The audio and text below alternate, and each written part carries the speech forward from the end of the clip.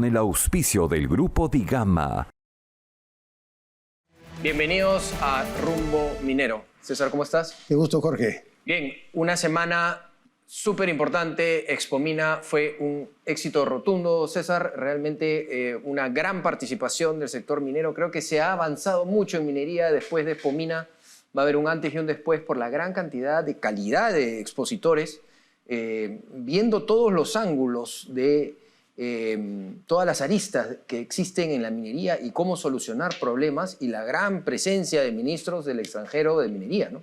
Efectivamente, algo de lo cual hay que enorgullecernos, no solamente como Grupo Digama, que promovimos Expomina en su versión 2024, sino también como peruanos, porque es una contribución sustantiva que se ha hecho a la principal palanca y motor de desarrollo económico de nuestro país. En los sucesivos, además, programas vamos a dar cuenta ya con detalle de cómo ha sido Expomina 2024. Así es, vamos a tener en este programa a Juan Cheput para hablar un poco de lo que es la minería ilegal y el problema que está habiendo, sobre todo político, siendo él un especialista en política.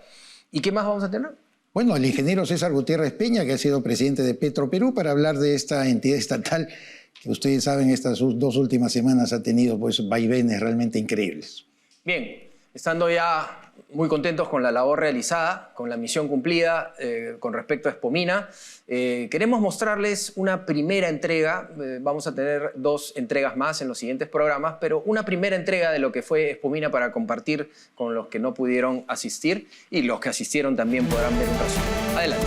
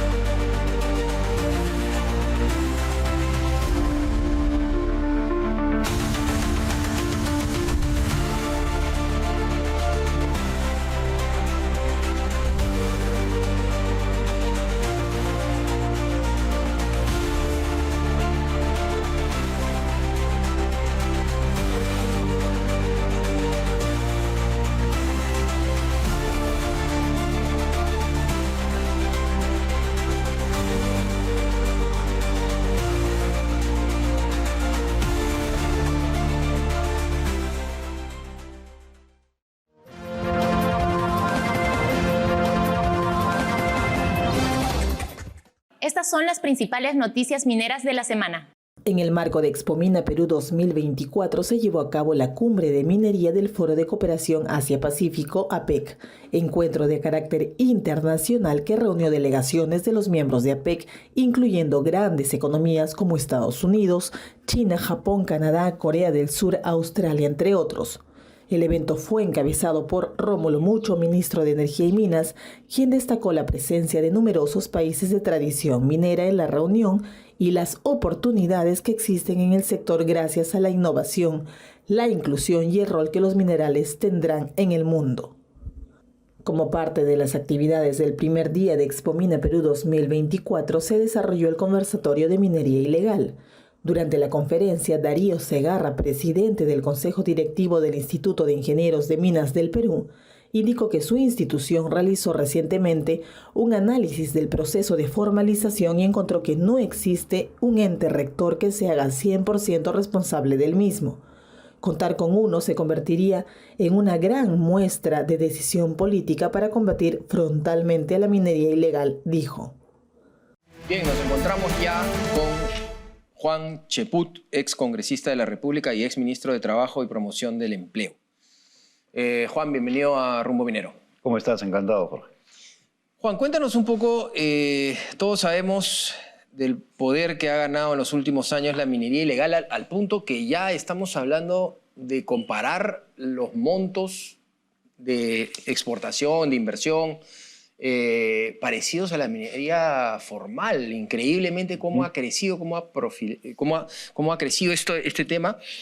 Que por un lado uno puede decir ante un 80% de, digamos, informales, ilegales que existen en el Perú, ¿no?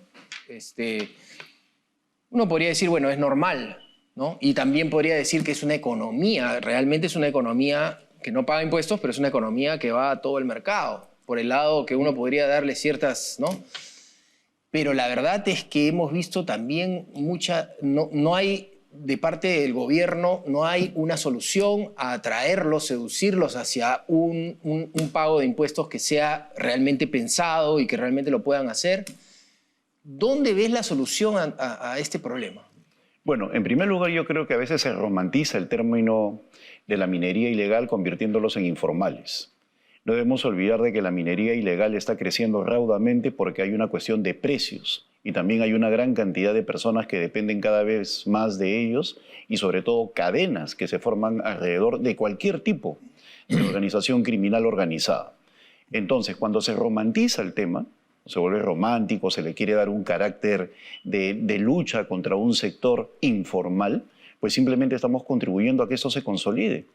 En los últimos, por hablar solamente de este siglo, en los últimos 20 años, lo que hemos visto es una serie de medidas tipo ONG de tratar de traer al terreno de la formalización a quienes no lo quieren. Y por otro lado, yo creo que estos señores se han dado cuenta que el incremento de los precios le da recursos para influenciar en la política directamente. Claro.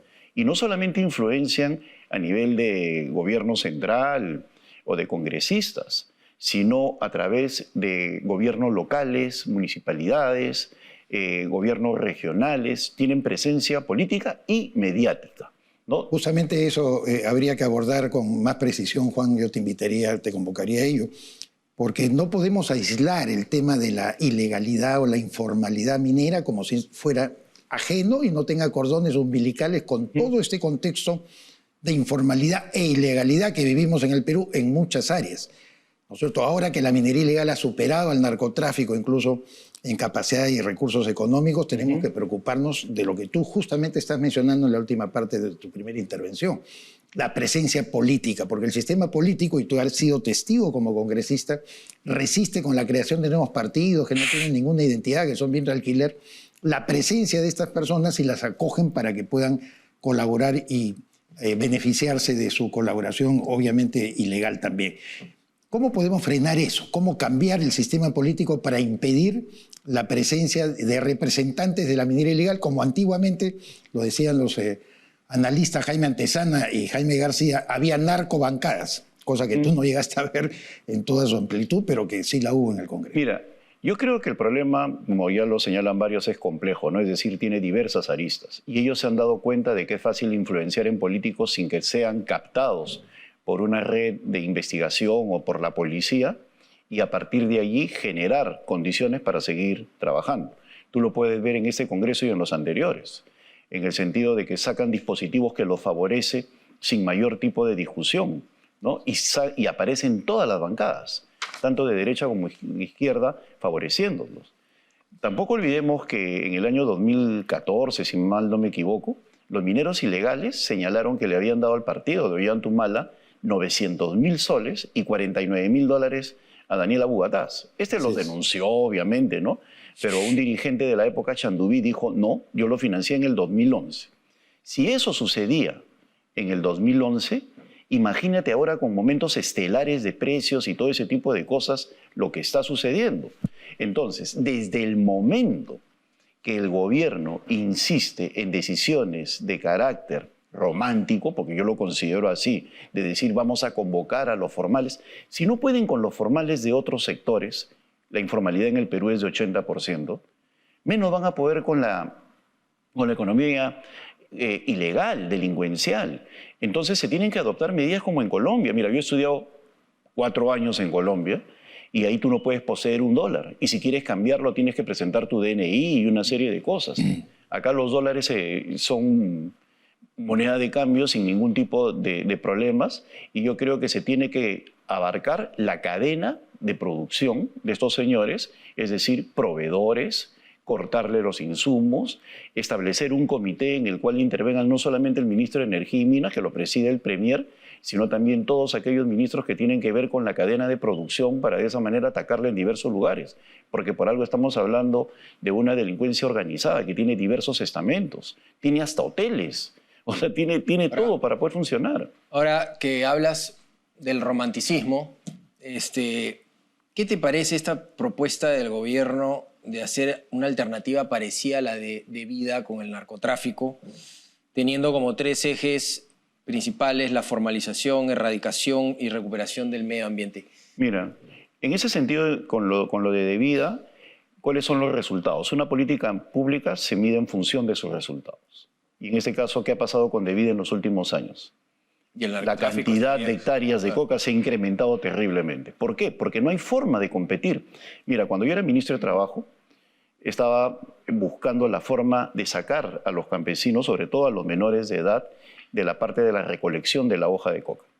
Y se generaron una serie de proyectos que venían del pasado para volverlos a esos jóvenes que no trabajen bajo el narcotráfico, sino en proyectos del ministerio. Y lo que pagaba en forma diaria el narcotráfico era 15 veces más, no 10 ni 5, 15 veces más diario de lo que pagaba el ministerio. Con eso no hay forma de competir. Así de simple, en época de cosecha, no hay forma de competir. Además, Juan, el hecho de, como tú bien dices, o sea, el hecho de un plan que no ha funcionado, tratar de meterlo a un lugar donde tenemos problemas, pero no ha funcionado. Tú normalmente metes a esos lugares programas que han funcionado. Es como el Reinfo. Yo no sé por qué se insiste en el Reinfo, ¿no? O sea, tú quieres darle características al Reinfo de que es el mecanismo para que estos señores se puedan volver formales. Pero ¿qué es lo que han logrado? Se han dado cuenta de los vacíos de este programa y dicen, mientras yo me inscribo, nadie me puede La policía detener. no te puede tocar. Entonces me inscribo y luego lo saboteo, genero cualquier tipo de... Y esperemos que el Congreso en diciembre no amplíe el Reinfo, que parece que es lo que va a pasar, ¿no? Yo creo que va a pasar eso por 2 sencillas razones. La primera, la incapacidad política del gobierno y del ministro. Y cuando hablo de incapacidad política no estoy hablando de su formación profesional, sino que la política consiste en formar opinión. La política consiste en enfrentar las corrientes diversas de opinión y salir al frente defendiendo tu proyecto o lo que tú crees. Y con ministros con complejo de inferioridad que no salen al frente, que no discuten, que no se enfrentan, pues simplemente esto marcha por inercia a cualquier lugar. En segundo lugar, estamos en año electoral. En diciembre entramos al año electoral, ¿no? Ya en 2025 estamos hablando de un año francamente electoral.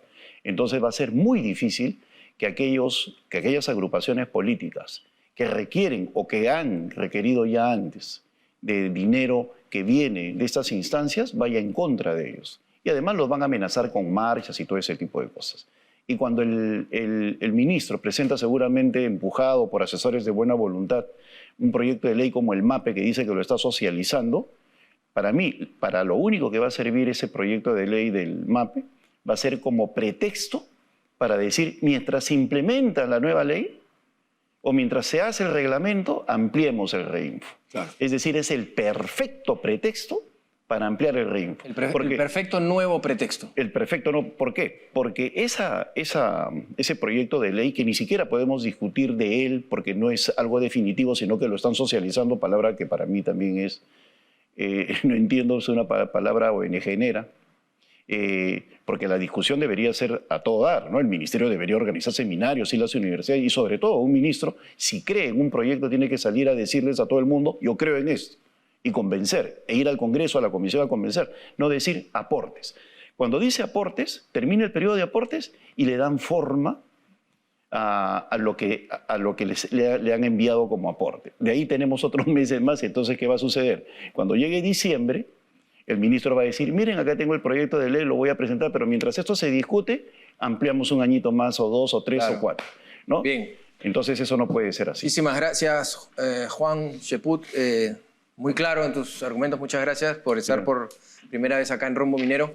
Y esperamos tenerte en otra oportunidad porque hay mucha tela que cortar en el sector minero que le trae tantos recursos al gobierno, a los peruanos, pero que tenemos que, por un lado, la formalidad, tenemos que hacer que las inversiones sean mucho más grandes y tener que arreglar este problema que tenemos acá. No, y sobre todo el Perú tiene que entender que no se puede vivir de espaldas a la minería formal. Así es. La minería es nuestra gran fuente de recursos y por lo tanto tenemos que verla con otros ojos distintos a la forma como la han diseñado personas que están en contra de ella, ¿no? De acuerdo. Muchísimas gracias. Gracias. Bien, vamos a una pausa comercial y regresamos. Prepárate para convertirte en un talento de la industria minera estudiando y viviendo en un mismo lugar. En menos de 11 meses puedes alcanzar tus sueños con una carrera técnica en CETEMIN, el único internado en Perú. Ofrecemos un entorno completo para tu formación con todo lo que necesitas para estudiar y triunfar. Visita cetemin.edu.pe.